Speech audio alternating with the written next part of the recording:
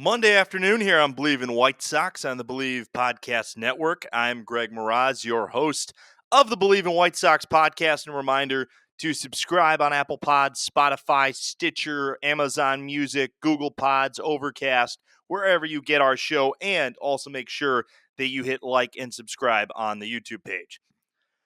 We didn't do any shows over the weekend. Number one, because I was dealing with family stuff and also working, but the White Sox got swept in Detroit. And I had said on our Thursday show that I was optimistic for them winning 2 of 3 in Detroit because there had been enough signs that this team could be competitive to where they could go on the road against a superior opponent and find a way to play well. And I was 1,000% wrong on all of that. White Sox were really non-competitive in their Friday loss 7-4 to the Tigers. They scored 3 runs in the ninth inning when they were down 7-1. Saturday, they were once again also non-competitive. They scored in the first inning, and so that was the only time in the first 2 games of the series that they held a lead. But they ended up giving up 2 runs in the first, 2 in the second, 3 in the third. Davis Martin was terrible as he got through 5 innings, but he allowed 9 total hits over the course of his outing. And, you look at the way that the first unfolded, Andrew Vaughn with an RBI double to get the White Sox on the board, but then you just get a 4-hit bottom of the first inning that gives the Tigers 2 runs. And then, it just continues to stockpile from there. Spencer Torkelson, and we'll talk about him in just a second, with a home run in the bottom of the third inning of that game that really it felt like once he hit that home run to put the Tigers up 5-1, that was pretty much all she wrote in that game. Good to see the White Sox get something in the later innings in that game, even if it was just a run, which was in the 5th inning. It was 7-2 going to the bottom of the 5th inning, and that ended up being the final. And then Sunday was really what hurt the White Sox more than anything else because they held a 3-1 lead going into the bottom of the 9th inning, and they end up giving up that lead and losing the game 4-3 with Spencer Torkelson ending up with the 2 RBI hit into the corner. Don't know if it ended up as a double or not, and they actually do credit it as a double, not that it mattered because the bases were loaded, but scores the tying and the winning runs for Detroit and wastes another really good outing from Martin Perez. So White Sox just quite simply cannot find a way to get it done. And I think that some of the issues that cropped up in this series we somewhat ignored because of the success of the starting pitching over the course of the first 2 series. And this is what I'll say. I had made mention of in the game that I went to, game 2 of the season against the Angels, that Jonathan Cannon found his way in and out of trouble. And it was encouraging to see how well he was able to pitch around command issues. Well, that wasn't the case on Friday. He walked 3 and 3 2/3 innings, 88 pitches, and only 55 of them were strikes. So 33 balls and 88 pitches. Command is going to be an issue for him. And very similar to what he was last year as a guy that had an ERA of basically 4.5, you're going to get days where his stuff is good enough to where guys are going to swing at pitches outside of the zone. And then you're going to get days like you got Friday where people know where he's missing. They know that his right side's opening early and that release point is going to be way too early. And they're going to know when they see that release point. Hitters are smart. Hitters can time what guys are going to do. And they will look at Jonathan Cannon and they will see, okay, this pitch is going to come nowhere close to the plate. And you think about the leverage type situations that hitters and pitchers get themselves into. A 3-1 count is a great hitter's count because it's a count that the pitcher knows he can't throw a ball 4, so he's got to throw a strike. And he's not going to risk throwing a breaking ball in a 3-1 count because a breaking ball, a lot of the times, is going to end up out of the zone, and that will end up as a walk. So in order to get a strike or get contact, it's going to be a 3-1 fastball. And you're going to end up with somebody like Jonathan Cannon in the situations where his command is an issue, you're going to end up with way too many of those 3-1 counts. And he gave up 3 runs on 3 hits and walked 3. You know, Brandon Eisert gives up 3 runs on 5 hits out of the bullpen, and really the White Sox bullpen, for how good it was in the Angels series, has not been that over the course of both the Twins and the Tiger series. And Bryce Wilson showing that he can eat up some innings at the back end of the bullpen. He went the last 3, which saved a lot of the White Sox bullpen in that Friday game. White Sox managed just 7 hits in the game, only 3 of them against the starter, Jack Flaherty, who allowed 1 run in 5 2/3 innings. He struck out 7. Kenta Maeda, the Sox were able to get to him out of the bullpen on Friday as well. But nobody really stood out. Corey Lee had an RBI in the 9th inning as he had come in for Matt Thaiss midway through the game, and Miguel Vargas had an RBI as well. So that came in the first, but point remains in the second inning, I should say. But point remains is that White Sox were non-competitive in that game, and then after a really rough first outing for him, the Tigers' Reese Olson looked really good against the White Sox on Saturday. He goes 6, scatters 7 hits, 3 walks, strikes out 5. White Sox had their opportunities to put more runs on the scoreboard, but the Tigers took advantage of all of theirs. And Davis Martin was bad. 5 innings of 9 hits and 2 walks, gave up 2 homers. Give the home run to Carpenter and a home run to Torkelson. You're down, a team like the White Sox, you're down 7-1 after the 3rd inning. It seems like it's game over. Good night. See you later. This is not a team that can seemingly find their way back from big deficits. And you look on the course of this current 5-game losing streak, they scored 9 total runs in the series against the Tigers. 9 runs in a 3-game series is a lot of the times not going to get you more than 1 win.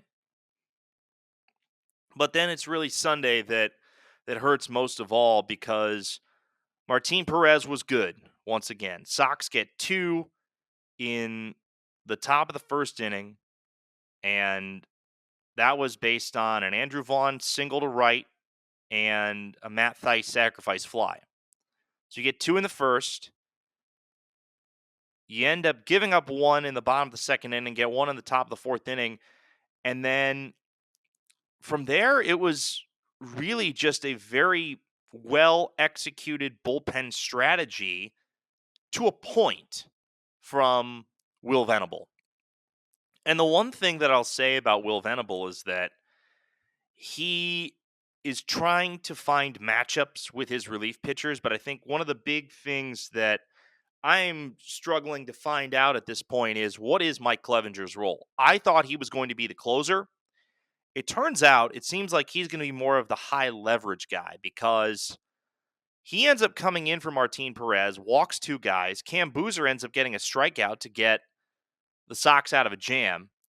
That's the only batter that Boozer faces, because Penn Murphy comes in. He ends up putting 2 runners on. Frazier Ellard comes in relief of him in order to get him out of the jam. And then Ellard, he comes back out for the 9th inning, and he's bad. And you have to bring Jordan Leisure in, and Leisure issues a walk to load the bases and then gives up the back-breaking hit that, after a run had already scored in the inning, scores 2 to put the Tigers in the win column. The White Sox scored 3 runs yesterday, and you feel like, okay, going into the bottom of the 9th inning with a 2-run lead, you should be good. But in a bullpen where roles are undefined, you're just not sure how it's going to go from one day to the next. And 2 things can be equally true. You could have managed the game properly in terms of getting to the 9th inning, but based on what you've seen so far, your high leverage arms, The guys that it seems like Will Venable wants to use in high leverage situations are Penn Murphy, Mike Clevenger, and Jordan Leisure, and to an extent, Cam Boozer. You had already used all those guys. Now, Mike Clevenger's command was terrible, and he throws 15 pitches. He doesn't end up giving up a run, but he threw 11 balls in 15 pitches. So maybe there's been enough of a sample size from what Will Venable has seen to where he's not comfortable with Mike Clevenger as this team's closer, but more of, can you give me a max effort batter or two in a situation where we need to get out of the inning and still have the lead? The only constant between the homestand in this series was the success of Martin Perez, who across 12 and a third innings of work this season has allowed 4 total hits and 1 total run. Martin Perez is going to end up being the guy that, very similar to Eric Fetty last year, somebody's going to want him because he's on a 1-year contract and he's a veteran. If you need a starting pitcher at the deadline, this is the guy that it looks like you're going to acquire and not have to give up that much. It's funny how the tenor of a whole week can change, because I'm sitting here after the Monday game against the Twins and basically about a week ago and feeling like this team may be better than we thought. Well, to quote the late, great Dennis Green in reference to the Chicago Bears back in 2006, they are who we thought they were. And I think it's pretty evident the White Sox are who we thought they were. And, Frazier Ellard said something after the game yesterday about how our bullpen is great when we're put in the right spots and when we're focused. I'm paraphrasing there. I don't remember the exact quote, but I think that this White Sox bullpen at times has shown the ability to be great. But then at the same time yesterday, the White Sox bullpen had 5 pitchers combined to go for 6 outs. 5 pitchers, 6 outs, 6 walks. The White Sox bullpen yesterday issued 6 walks. The team as a whole issued 8 walks because Perez had 2 of them. That's too many walks. That's way too many walks. And that is not a recipe for holding on to leads in tight games. You lose a game by 1 run when your bullpen, over the course of 6 outs recorded, issues 6 walks. That's unacceptable. That, to me, is malpractice from a perspective of execution. And I hate it. I hate it because, granted, it was only going to be 1 win in the series and would have improved you to 3-6. But 3-6 is better than 2-7. And now you're going to Cleveland to face probably the best pitching staff in the division. And if you don't get yourself a win in this series, hopefully 2 wins in this series, if you leave Cleveland with a record of 3-9 or 2-10, it feels like the season's over already. And it's amazing how we can go from feeling this good to this bad in such a short amount of time. Again, that's what the world of small sample sizes will do for you. But the White Sox bullpen yesterday, it felt like last year, anytime the White Sox had a lead over and over and over again. But this is also what happens when you don't have premium relief pitching, when you don't have the guys that people talk about as being the shutdown closers and setup men of the game. This is no offense to him, Jordan Leisure could end up having a great big league career. Should Jordan Leisure be a closer on a Major League Baseball team right now? No,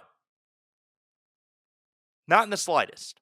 And I'll take an example from, I used to live in San Francisco and I went to a lot of Giants games. And I remember last year when Camilo Doval, who the previous front office had praised as being the guy because he could throw 104 and had an electric slider. Well, Camilo Doval sometimes pitches like a head case. And when one of his pitches isn't working, he goes to the other. And he's a two-pitch guy. And he gets very frustrating to watch. And he struggled to a point last season to where Bob Melvin finally said, all right, you're out of the closer role. And there was a guy, he is their closer now, Ryan Walker, who I don't think anybody thought when Ryan Walker first made his appearance on the Giants roster 2 years ago that he would eventually be this team's closer. But the amount of success he had in a setup role and being able to get swings and misses and get soft contact, and because of how deceptive he was, because he sets up with a closed setup when he pitches, everybody looked at him and said, okay, this is somebody that we can rely upon to be a guy that will come in and get the outs that we need. And he grew into that role. The problem is the White Sox don't have an established enough closer to where you can grow somebody into that role. That's the biggest issue that this team has at this point in time. But the purpose of Mike Clevenger being on this roster, if he's not going to be the closer, if he's just going to be one of the 6th or 7th or 8th inning high leverage guys, I think there's a purpose to that. But if you're going to surround a bunch of young guys with a veteran, why not have the veteran be the guy that closes the game? That's the argument that I would have. But the bullpen gets highlighted because of what happened yesterday, but it's far from the biggest issue that this White Sox team has. A couple of big picture thoughts on the White Sox at this point, and there was a significant enough roster move that was made yesterday as Mike Tauchman was finally activated from the injured list and Travis Jankowski was designated for assignment. And it was good to see Tauchman in the lineup. Went 1 for 3 with a run scored and a walk. So somebody that I would expect is going to play every day against right-handers and will probably be the starting right fielder every time you've got a right-handed pitcher on the mound. And it'd be pretty evident at this point that you're going to have Austin Slater in a specific platoon role. Michael A. Taylor got the start in left field yesterday, and I had assumed that he would probably be the guy that gets starts in the outfield over Austin Slater in right-on-right situations when Andrew Benintendi is going to DH. And Andrew Benintendi is playing well enough at this point to where he should be in the lineup every day, except for against left-handers. I am 1,000% fine if he is not in the lineup against left-handed pitching because he's shown enough of a sample size to where he is bad at it. But the White Sox at this point, to me, you still need to have Corey Lee in the lineup every day. Like the outfield, you're going to be able to flip and flop because there really isn't anybody to where I want to see them play every day in terms of whether or not they're going to be a part of the team's future. But Corey Lee has only 13 at-bats this season. He's got 5 hits, 2 doubles. I don't understand why he's not playing every day. Matt Thaiss has 16 at-bats. He's got 4 hits. Now, Matt Thaiss has also drawn 5 walks, which is tied with Miguel Vargas for the most walks drawn of any White Sox player. So to me, there is something significant in terms of his ability to get on base. But again, Matt Thaiss is not a part of this team's future. Lenyn Sosa, they seem to want to play at least 2 out of 3 games every series. Brooks Baldwin, I think, should be this team's starting second baseman. I know that the upside for Sosa at his best is probably a little bit higher than that of Baldwin, but I just don't know. I don't know if Lenyn Sosa is ever going to end up being the guy that you hope he can be.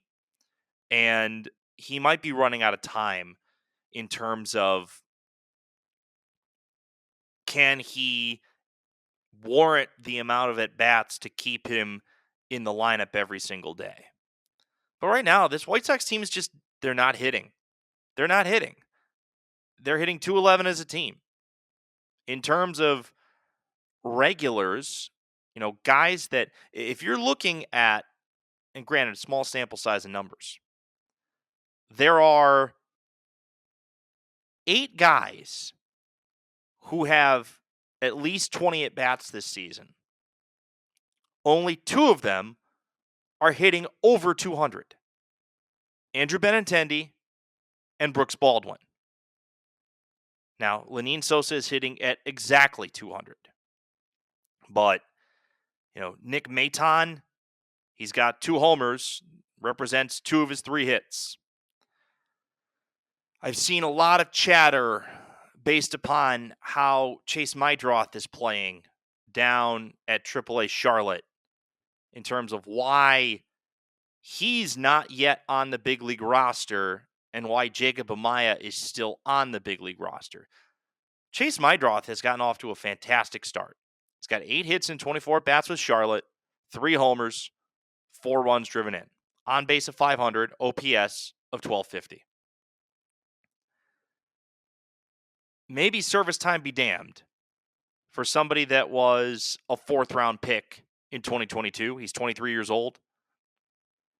I don't think you're as worried about protecting Chase Mydroth's service time as a middle infielder compared to that of a Hagen Smith or a Noah Schultz, a starting pitcher that you need to make sure that you maximize their service time while they're at the big league level. There is a future in Chase Mydroth as being one of this team's starting infielders somewhere. I think you look at the numbers that he put up last season in AAA Worcester, and that was over the course of a full year. We talked about it when he was acquired in the Crochet trade. He had 293 last year and 437 at-bats at AAA, 7 homers, 57 runs driven in. On base of 437, OPS of 837. Is he going to continue to have the OPS that he currently has? No. That probably won't sustain. But if you have a guy that's doing that at the AAA level right now in his first 8 games, and somebody like Jacob Amaya is playing almost every day at shortstop, and so far is 2 for 20 on the year, what does that tell you? What does that tell you? To me, it says you are not prioritizing the right guys at the big league level. And there's no future in Jacob Amaya. Jacob Amaya is on the roster because he's there. I covered him when he was in rookie ball with the Ogden Raptors in the Dodgers organization. There's no future there. At what point is the key going to turn, especially with the middle infield, to guys that you feel like can be parts of this team moving forward and getting them up now? Now, the outfield is a different situation because I don't see anybody at this point that is big league ready and is worth bringing up right away. This outfield for the majority of the year is going to be journeyman platoons because that's where this roster and this organizational depth has led you to. So I'm hoping that you will see Chase Mydroth up here at some point. But I'm not counting on it. I'm not counting on this organization rushing, and I don't even think it's rushing, but bringing guys up just because fans want them to and because they're putting up good numbers at the AAA level. I think the White Sox are committed to the roster that they have, and let's call a spade here. Travis Jankowski was not a big part of what this team was supposed to be coming out of camp. He was on the roster because Tauchman was injured. Now, the other question becomes is when Josh Rojas finally comes off the IL, who ends up going down? I would think it's Jacob Amaya. It's either him or it's Lenyn Sosa. Or it's Nick Maton getting DFA'd. It's one of those three, probably. It's not Brooks Baldwin at this point, and it's not Miguel Vargas. There's too much invested in Miguel Vargas, and Brooks Baldwin is too much of a productive bat at this point in the year to warrant taking him off the roster. This is a big series coming up in Cleveland for a lot of these guys. Can you put together performances that warrant you staying on the big league roster? Time to put up or shut up for some of these guys that have gotten off to expectedly bad starts because this is not a good lineup. And that's not to mention your quote-unquote veterans on the team. Luis Robert has gotten off to a horrible start. 5 hits and 31 at-bats. He's struck out 11 times. He's walked 4, but he hasn't homered.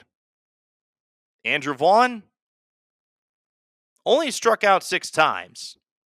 He's got 2 doubles, 1 homer, but he's hitting 167. Miguel Vargas, he's walked 5 times. He's struck out 9 times in 31 at-bats. He's got 2 doubles, but no homers. Those are the 3 guys that you really wanted to see a lot out of. And Andrew Benintendi, of course, who's actually putting up productive numbers over the first week and a half. My guy, Austin Slater, 11 at-bats, 3 hits. And you will not see him against a right-handed pitcher unless absolutely necessary. It's shaping up to be a long year once again. And again, like I said, like how much can the tenor of a team change within the course of a week? And it has gotten to that point. And you look ahead at what this schedule is moving forward. Just look at the next couple of homestands or rather the next couple of series, I should say. And you look at the standings in terms of how teams are playing so far. Boston comes in this upcoming weekend for a 3-game set. They're 6-4. They've won 5 in a row. Then you've got the A's coming in, who they're 4-6. They can hit a little bit, not much pitch. White Sox are only 3 games out of their division. It's 9 games in. But it feels like this season is close to being over already, unless you find a way to win 2 out of 3 games in Cleveland. You need something in Cleveland to show that you have life, that the vibes that we saw from the first 4 games of the year are applicable to the rest of the year.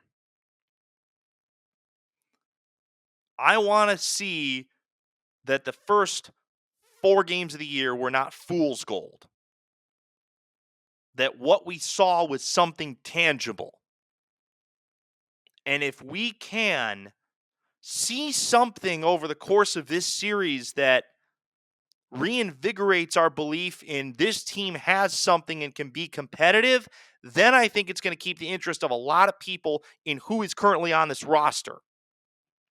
But if the White Sox cannot find a way to win 2 of 3 games, or let alone win 1 game in the series, you're going to get a lot of people, and rightfully so, calling for the young guys that are sitting down in Charlotte to have an opportunity to make a name at the big league level. And the two names that starts with are Chase Mydroth and Kyle Teal. And if those guys get an opportunity to come up and play, maybe they prove that they're ready. Maybe they prove they need a little bit more seasoning. But the philosophy would go that anything else is better than what you got. And right now, the White Sox need some sort of spark offensively to prove that what they have is worth following for the rest of the year. And that will do it on this edition of Believe in White Sox. Thank you so much for tuning in, whether it be on the YouTube page or on the podcast page. We will see how the week progresses. We'll see how these games end up unfolding out in Cleveland. Rotational setup: Shane Smith on Tuesday, Sean Burke on Wednesday, Jonathan Cannon on Thursday. And the White Sox will be home on Friday night against the Red Sox. It'll be Davis Martin taking the ball for the White Sox on Friday night against Boston. And then on Saturday, it'll be Martin Perez, followed by Shane Smith again on Sunday. Thank you so much for tuning in. This has been Believe in White Sox here on the Believe Podcast Network. I'm Greg Moraz. Have a great rest of your Monday, everybody.